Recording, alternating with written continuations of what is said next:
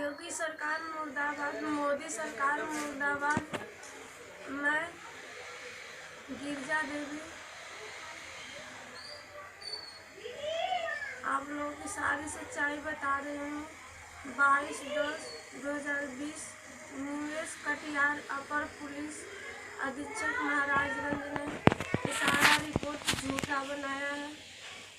अख्या में संदर्भित शिकायती प्रश्न पत्र की जांच के क्रम में थाना अध्यक्ष गुगली से की गई जांच से यह तय प्रकाश में आया कि माह अगस्त वर्ष 2018 में आवेदक श्री राजकेश्वर सिंह और परिवार विवाद के चलते अपनी पत्नी को गिरजा देवी बगल के रहने वाले घनश्याम जायसवाल के माता पिता द्वारा गिरजा देवी को चोरी से भोजन, ये सब झूठ आरोप है। मुझे ना कोई चोरी से भोजन देता था और ना मेरे पति मुझे कभी मारते पीटते थे। ये तो मेरा हमेशा रक्षक करते थे। ये लोग सब झूठा आरोप बना रहे हैं। जब ये लोग मेरे साथ गलत किए हैं तो सारा झूठे आरोप लगाकर इसमें लिख रहे हैं कि इसका पति से मारता पीटता था। ये सब झूठ है। मेरे पति हमेशा बाहर रहते थे, इसके बाद से खाना पानी के लिए सारा पैसे भेजते थे, कर्ज भी देने के लिए पैसे देते थे। ये लोग सारा आरोप झूठा लगा रहे। मेरे पति ने मुझे कभी मारा पीटा ना कभी गाली दिया, ना कभी ना मेरा भोजन रोका। ये सब लोग झूठा आरोप लगा रहे हैं। अपने बचने के लिए सारे झूठा आरोप लगा रहे हैं। और मेरा बड़ा भाई बलात्कार किया है, इस कागज में आया है। जय सिंह नाम है उसका। और महेंद्र सिंह मेरा जीजा है, वो भी कुशीनगर जिले का रहने वाला, थाना खड्डा और भजौली बाजार के रहने वाले। वो भी मेरे साथ बलात्कार किया। उसके बाद स्कूल में रामनाथ सिंह समृद्धि पब्लिक रामनाथ सिंह प्रबंधक है, वो भी मेरे साथ बलात्कार किया है। गांव का पूर्व प्रधान अनिल सिंह है, उसने भी मेरे साथ स्कूल में ही बलात्कार किया है। बिलासगढ़ मेरे बगल के रहने वाले, उसने भी मेरे साथ बलात्कार किया है। और मेरे सब उनके साथ मिली जुली हैं मेरी जेठानी और देवरानी ने मिलकर सारे लोगों ने मुझसे गलत कराया और मुझे हर जगह डराए धमकाए। लोग मेरे पति कभी मुझे मारते भी पीटते न थे। ये लोग झूठा आरोप लगा रहे हैं और मेरे पति को गलत ठहरा रहे हैं। जब मैं सच्चाई बता रही हूँ तो ये लोग गलत ठहरा रहे हैं। इसका पति से मारता पीटता था और भगाता था, कभी भी नहीं मारते पीटते थे। साथियों, आपने देखा मेरी पत्नी बलात्कार पीड़िता गिरजा देवी 22/10/2020 को पता नहीं कितना रिश्वत लिया है जिला महाराजगंज का यूपी पुलिस। इसीलिए मैं कहता हूँ मोदी सरकार मुर्दाबाद, योगी सरकार मुर्दाबाद। अरे अभी तो शर्म करो। आपने हाथरस रेप कांड में कैसे कैसे बचने का तरीका अपनाया। शर्म करो बेहुदों।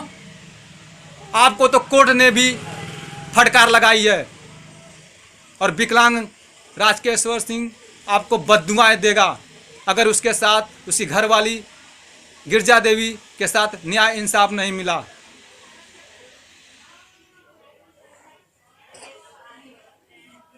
जिले का जाने माना, जिसपे गरीब विकलांग विश्वास कर सकता था, लेकिन वो भी झूठा निकला। निवेश कटियार जी हैं, अपर पुलिस अधीक्षक महाराजगंज। 22/10/2020 को जो रिपोर्ट आख्या इन्होंने बनाई है और पुलिस अधीक्षक प्रदीप गुप्ता को जो इन्होंने रिपोर्ट आख्या बनाकर पता नहीं कितने में बिका है ये विनेश कटियार। इसके पहले घुली थाने का युधिष्ठिर दरोगा ने मुझे थाने पर डराया धमकाया। एसओ ऑफिस में भी मुझे गाली गलौज किया गया और मेरे पत्नी पर दबाव बनाकर सादे पेपर पर, सादे पन्ने पर हस्ताक्षर किया गया। ये युधिष्ठिर दरोगा ने काम किया। अगर उसी समय युधिष्ठिर दरोगा ने उस बलात्कारी घनश्याम जायसवाल को और उसके सहयोगियों को थाने पर उठाकर उसके ऊपर FIR करती तो इतनी बड़ी नौबत नहीं आती और हम लोग इतने परेशान नहीं होते। लेकिन महाराजगंज पुलिस प्रशासन केवल रिश्वतखोरी करता है। ये रिश्वतखोरी मैं नहीं कर रहा हूँ, जितने जांच रिपोर्ट आख्या हैं उसमें साबित हो रहा है कि हाँ, महाराजगंज यूपी पुलिस ने रिश्वतखोरी किया है। दूध का दूध, पानी का पानी साफ साफ हो जाएगा साथियों, क्योंकि मैंने जितने जन सुनवाई का रिपोर्ट आख्या कागज है, जितने डॉक्यूमेंट हैं, मैंने सबका मिलान किया। रिपोर्ट आख्या और जन सुनवाई में जो पोर्टल पर जन सुनवाई चल रही है उसमें भी घालमेल किया है पुलिस वालों ने। मैं आपको दिखा सकता हूं कि जिस दिन 28-29 के रात में हाथरस रेप कांड होता है और पीड़िता को करीब रात में 2:30 बजे पेट्रोल डाल के जला दिया जाता है। 29 तारीख को मेरे मोबाइल पर मैसेज आता है और उसमें लिखा होता है कि शासन स्तर से FIR दर्ज कर कानूनी कार्रवाई करें। मैं आपको वो कागज़ दिखा सकता हूं जो मैंने कंप्यूटर से निकाला हूं। आप इसमें देख सकते हैं कि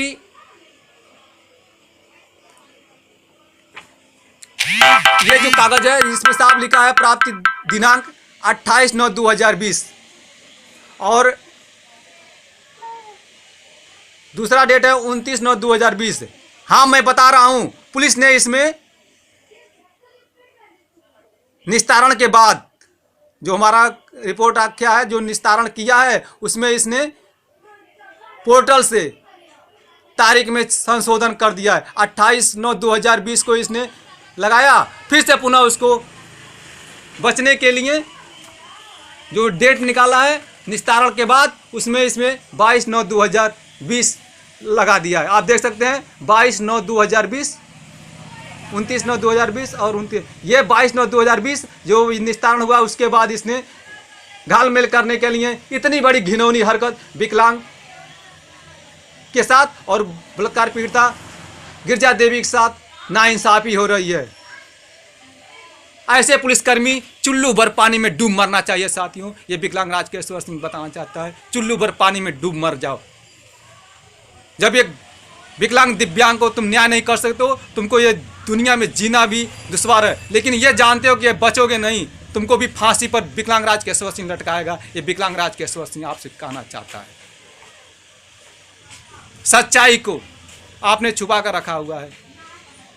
हर सच्चाई को आपने छुपाते हैं और बलात्कारियों को आपने पता नहीं कितने में, अगर बलात्कारी आपके साथ आपके माँ बहन बेटियों को पैसा खिलाएं, रिश्वत दें, तो क्या आपने बलात्कारियों को अपने माँ बहन बहू बेटियों को बेच दोगे?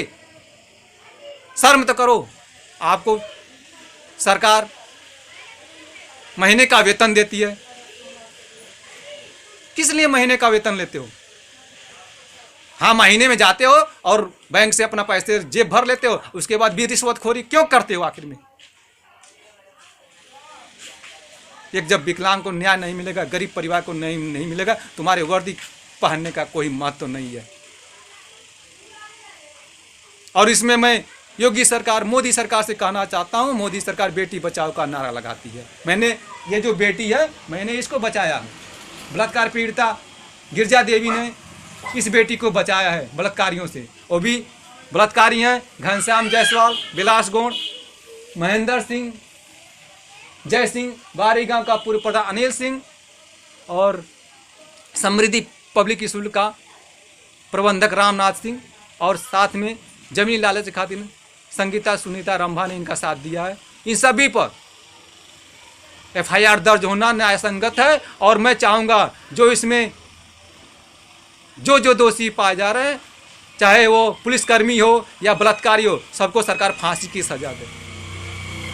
साथियों, जो विनय कटियार ने पता नहीं कितना रिश्वतखोरी किया है, कितना पैसा लिया है बलात्कारियों से और अपनी बिकाऊ हो गया, बिक गया है। इन्होंने 22/10/2020 विनय कटियार, पुलिस अधीक्षक महाराजगंज। इन्होंने लिखा है कि राजकेश्वर सिंह द्वारा परिवार विवाद के चलते अपनी पत्नी गिरजा देवी को मारा पीटा कर भोजन व पानी बंद कर दिया गया था। आवेदक की पत्नी गिरजा देवी के भूखे होने के कारण बगल के रहने वाला घनश्याम जायसवाल की माता गिरजा देवी को चोरी से भोजन कराया गया, जिसकी जानकारी आवेदक राजकेश्वर को हुई और घनश्याम को दोषी बताकर बलात्कार का आरोप लगाकर 40 से 50,000 रुपया मांग की गई। अरे तुमने तो विनेश कटियार सुन लो, तुमने 40,000 50,000 रुपया घनश्याम जायसवाल के माता पिता से और घनश्याम जायसवाल बलात्कारियों से लिया है। अरे बेहुदो, थोड़ा सा भी शर्म करो। रिश्वतखोरी तुम कर रहे हो, 40-50,000 रुपया तुम ले रहे हो और वो विकलांग की पत्नी के साथ इतनी बड़ी दरिंदगी हुई है, इतनी बड़ी घिनौनी हरकत हुई है। आज बलात्कार से पैदा हुए बच्चे को पालने के मजबूर है, क्या तभी भी नहीं शर्म हो रहा है? और एक विकलांग को भी झूठा आरोप लगा दिया कि उसने 40-50,000 रुपया की मांग किया है। शर्म करो और चुल्लू भर पानी में डूब मराओ। निवेश कटियार, आप पुलिस अधीक्षक के पद पर रहने के लायक नहीं हो। आपको भी सरकार को फांसी पर देना चाहिए, आपको वो सरेआम फांसी पर लटकाना चाहिए। मैंने जैसे ही ये निस्तारण हुआ 23/10/2020 को मैंने फीडबैक लगाया हूँ साथियों, और मैं ये फीडबैक आपको पढ़ के सुना सकता हूँ कि मैंने फीडबैक 23/10/2020 को जैसे निस्तारण हुआ मैंने फीडबैक लगाया हूँ और फीडबैक मेरा दर्ज हो चुका है। 23/10/2020 को फीडबैक, योगी सरकार मुर्दाबाद, मोदी सरकार मुर्दाबाद। हाथरस रेप कांड में कोर्ट के कड़ी फटकार के बाद भी बेहुदा जिला महाराजगंज की यूपी पुलिस अपनी हरकतों से बाज नहीं आ रही है। मैं और मेरी पत्नी गिरजा देवी पुलिस जिला महाराजगंज उत्तर प्रदेश के तीनों रिपोर्ट आख्या से संतुष्ट नहीं है, क्योंकि थाना घुगली पुलिस ने हमें और पीड़िता को थाने पर डराया धमकाया है तथा घुगली पुलिस का युधिष्ठिर दरोगा ने बलात्कार पीड़िता गिरजा देवी से सादे कागज पर हस्ताक्षर भी करवाया है। पता नहीं क्यों जिला महाराजगंज यूपी की पुलिस बलात्कारी दोषियों को बचाने में जुटी है लगभग कई सालों से। विकलांग रिश्वतखोर कैसे कहे पुलिस वालों को?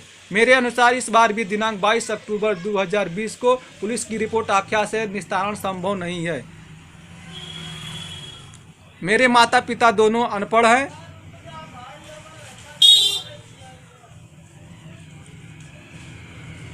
क्योंकि घुगली पुलिस महाराजगंज पुलिस बार बार बलात्कारियों को बचा रही है। क्या महाराजगंज की अंधी पुलिस बैनामा कागजात देखा है? विकलांग राजकेश्वर सिंह के माता पिता दोनों अनपढ़ हैं। जिस प्रकार अयोध्या के राजा दशरथ जी कैकेयी से वचन हारे थे, आज्ञाकारी मर्यादा पुरुषोत्तम श्री राम जी नहीं, उसी प्रकार विकलांग के पिता घर की बहुएं हैं, जो विनोद की औरत संगीता है और मिलिट्री भाई संतोष कुमार सिंह की औरत सुनीता है, को खेत बैनामा करके 5 लाख में बिके हुए हैं। मेरा पढ़ाया आर्मी में संतोष कुमार सिंह बलात्कारी घनश्याम का जमीन लिया है और सभी लोग मिलकर बचाव कर रहे हैं गांव घर के सभी आरोपियों बलात्कारियों का। मेरा मोबाइल विषम परिस्थितियों में ही बंद रहता है। इसके पहले भी जो थाना घुगली पुलिस ने लिखा कि संपर्क नहीं हो पा रहा, उसने भी कॉल नहीं किया और इसी तरह उसने लिखा है मेरा मोबाइल बंद है, तो विषम परिस्थितियों में मेरा मोबाइल बंद रहता है। लेकिन जहाँ तक हो इसने मेरे पास कॉल ही नहीं किया, क्योंकि मोबाइल बंद रहता है तो मैसेज जरूर आता है। मेरे पास ऐसा कोई मैसेज नहीं आया।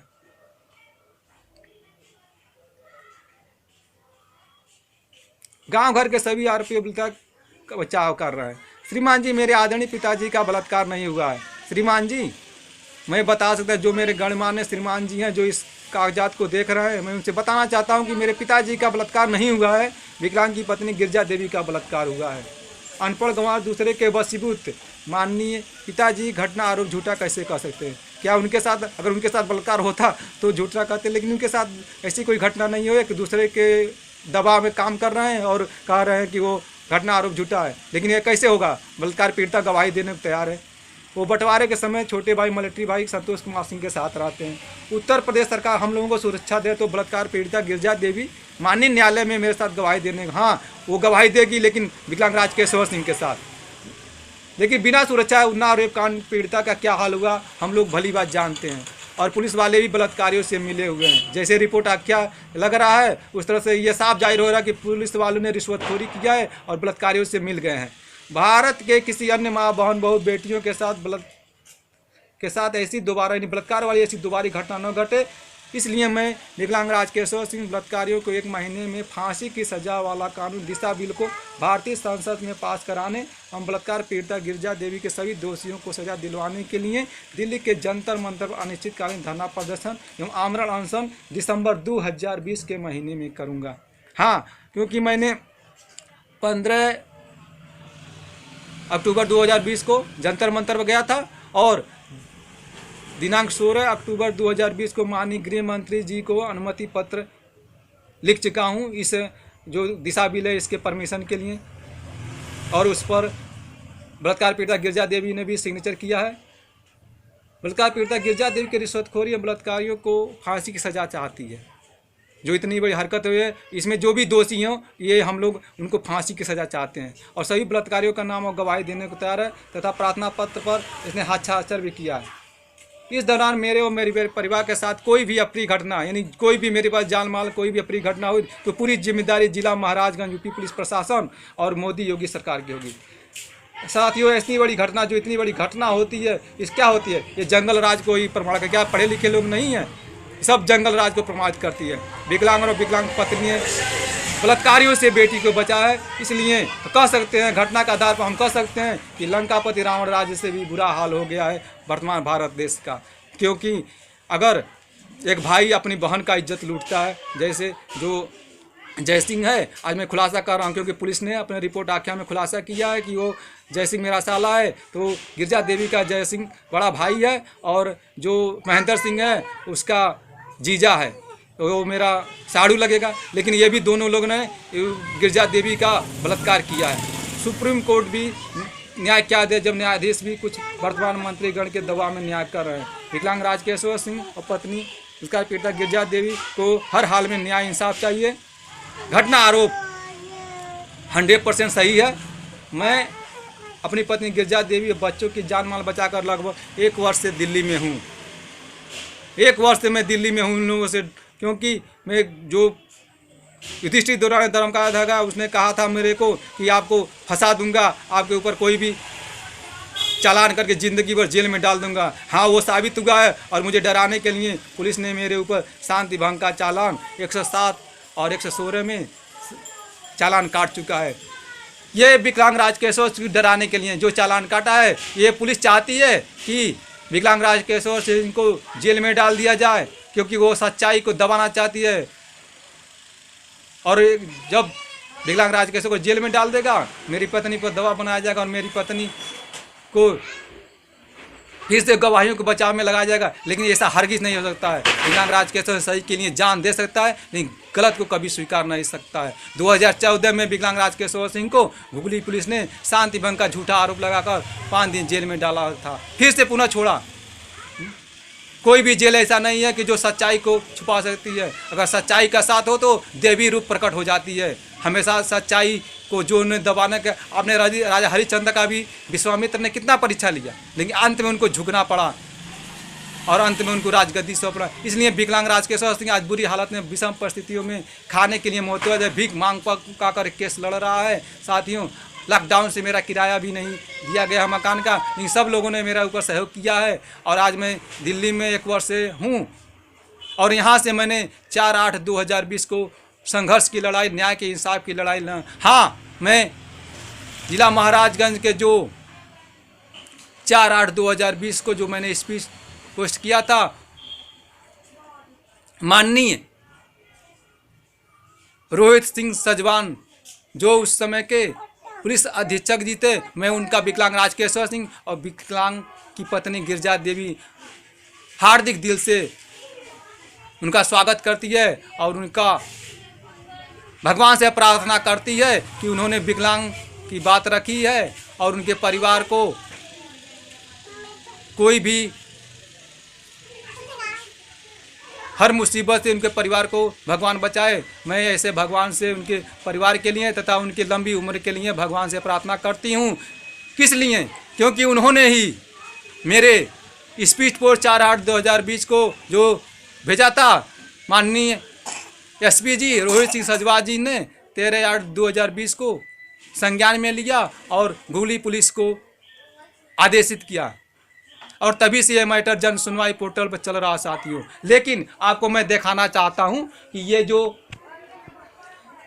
29/8/2020 का 29/8/2018, 13/9/2019 और 13/9/2019 ये 3 प्रार्थना पत्र है जो मैंने दिया था। हम लोग पति पत्नी एसपी ऑफिस कार्यालय में स्वयं जाकर दिए थे, तब क्यों नहीं जन सुनवाई पोर्ट डाला गया? मैं महाराजगंज पुलिस और योगी सरकार से सीधा सवाल करता हूं, जन सुनवाई पोर्टल क्या अभी बना है? क्यों नहीं डाला गया? क्यों नहीं मेरे मोबाइल पर जन सुनवाई पोर्टल डाला गया? लेकिन जब माननीय एसपी रोहित सिंह सजवान जी जब स्पीड पोस्ट के लेटर को और पोर्टल पर जन सुनवाई पर डालते हैं और उस पर कार्रवाई करने का आदेश देते हैं, गुगली पुलिस 22/8/2020 को रिपोर्ट क्या सौंप कर उसका निस्तारण कर जाती है और निस्तारित कर देती है। लेकिन मैंने जब फीडबैक लगाया, मैंने लिखा कि विकलांग पीड़िता हस्ताक्षर की है, प्रार्थना पत्र पर गवाही देने को तैयार है, तो माननीय एसपी जी ने पुनः 30/8/2020 के उस संदर्भ को पुनर्जीवित किया गया। लेकिन कष्ट की इस बात की है कि योगी सरकार और जो लखनऊ का प्रशासन है, माननीय सच्चे ईमानदार वरिष्ठ पुलिस अधीक्षक रोहित सिंह सजवान जी का ट्रांसफर कर देती है। रोहित सिंह सजवान ट्रांसफर होकर दूसरे जिले में चले जाते हैं और जैसे ही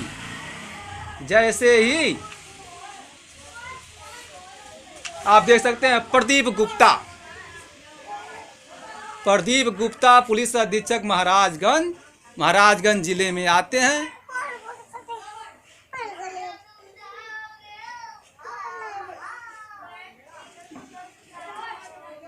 पंद्रह 9/2020 और 17/9/2020 के महाराजगंज में कार्यभार संभालते हैं और 17/9/2020 को मेरा पहला काम उनका होता है कि मेरे मैटर को निस्तारित कर देते हैं। प्रदीप गुप्ता जी विकलांग आपको बद्दुआएं देता है। आप उस मैटर को भी निस्तारित करने का प्रयास किया और निवेश कटियार अपर पुलिस अधीक्षक महाराजगंज 22/10/2020 को झूठी रिपोर्ट आख्या जो मेरे ऊपर लगाया है 40-50 हज़ार का, मैंने बलात्कारियों से आपने बलात्कारियों से रिश्वत लिया है, आपने चोरी का काम किया है। आप विकलांग राजकेश्वर सिंह को झूठा नहीं साबित कर सकते हो क्योंकि मेरे पास सबूत है। मेरे पास बलात्कार पीड़िता जीवित है और उसकी बलात्कार पीड़िता से जो पैदा हुई बच्ची जीवित है। मैं आपको आपकी जो घिनौनी हरकत है, जो रिश्वतखोरी का जो घिनौनी खेल खेलना है, मैं सब पोल खोलूँगा। आपको भी फांसी की सज़ा मिलनी चाहिए। मैं मोदी योगी सरकार से प्रार्थना करता हूं कि ऐसे पुलिस वालों को, ऐसे अपर पुलिस अधीक्षक को और ऐसे पुलिस अधीक्षक को कभी भी अपने पद पर रहने का अधिकार नहीं है। इनको पद से निलंबित किया जाए और निलंबित ही नहीं, इनको भी फांसी के तख्ते पर लटकाया जाए। साथियों, मैं ये मोदी योगी सरकार से निवेदन करता हूं। जो रिपोर्ट आख्या बनाया गया है निवेश कटियार जी द्वारा, ये सब रिपोर्ट आख्या बलात्कारियों के बचाव में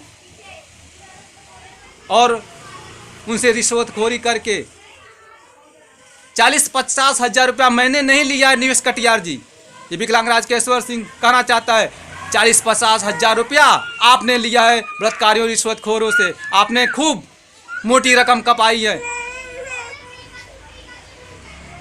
हमारे इस घटना में कुल 9 लोग दोषी हैं। आप 9 लोगों से लेंगे 40-50 हज़ार रुपया लेके कितना भी पैसा कमाए हो, अपनी बात आपने रखा है। रही बात जो जय सिंह और जो महेंद्र सिंह हैं, आपने सही काम किया, आपने सही काम किया। मैं ये पोल जय सिंह की बात नहीं है, क्योंकि जय सिंह मेरी पत्नी गिरजा देवी का बड़ा भाई है और वो मेरी पत्नी के साथ बलात्कार किया है। उसका भाई ही जय सिंह बड़ा भाई है, सगा भाई है, वो इसने ही अपनी बहन के साथ बलात्कार किया है। और जो महेंद्र सिंह जो मेरा साड़ू है, जो कुशीनगर थाना खड्डा का रहने वाला है, उसने भी मेरे पत्नी गिरजा देवी के साथ बलात्कार किया है। आपने ये सच्चाई सामने रख दी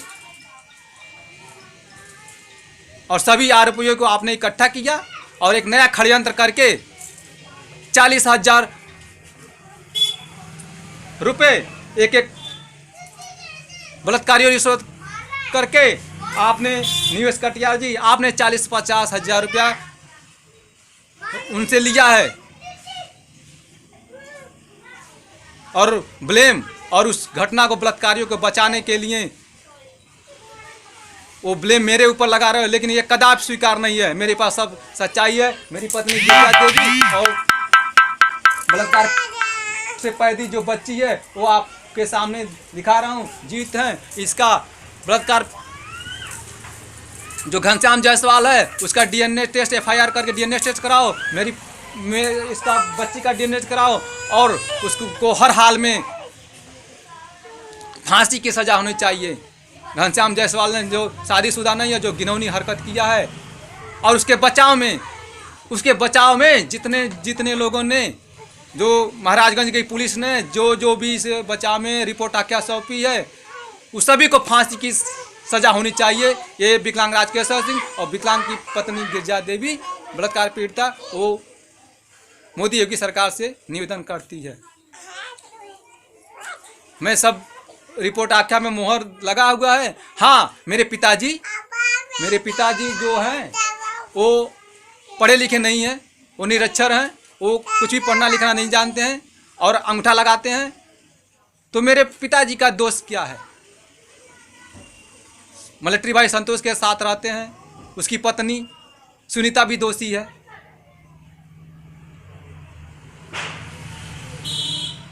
जैसे कैकेयी के बातों में आकर भगवान राम को दशरथ जी ने 14 वर्ष का वनवास दे दिया था, लेकिन मेरे पिताजी ने विकलांग राजकेश्वर सिंह को पढ़ा लिखा कर, अपने अनपढ़ होते हुए भी आज विकलांग राजकेश्वर सिंह को जो इस विषम परिस्थितियों में, जो सच्चाई, आज पढ़ा लिखा नहीं होता तो मैं किस तरह लड़ता, लेकिन जो उन्होंने मुझे साक्षर बनाया है, मैं उसका तहे दिल से उनका स्वागत करता हूं और मैं भगवान से प्रार्थना करता हूं मेरे पिताजी की कि जो मेरे लिए, मेरे विपक्ष में खड़े होकर भी अपने अंदर से हम लोगों को, अंतरात्मा से हम लोगों को याद करते हैं, वो जिस हाल में हो, क्योंकि मैं उनकी अभी सेवा नहीं कर सकता हूं। जब दशरथ जी ने राम को वनवास दे दिया तो राम कैसे सेवा कर सकते हैं? उसी तरह मेरे साथ मैं आपको बताना चाहता हूं कि शांति भंग में पुलिस ने धारा 107 और 116 का शांति भंग चालान काट दी है।